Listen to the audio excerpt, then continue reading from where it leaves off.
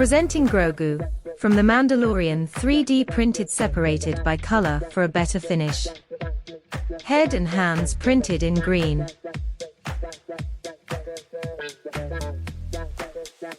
Body or robe printed in a sand brown.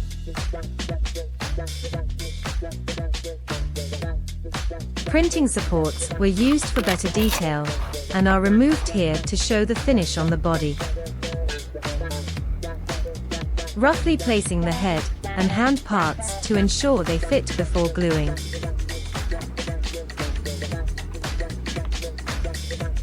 Once the glue has dried, we now have a great mini Grogu from the Mandalorian ready for display.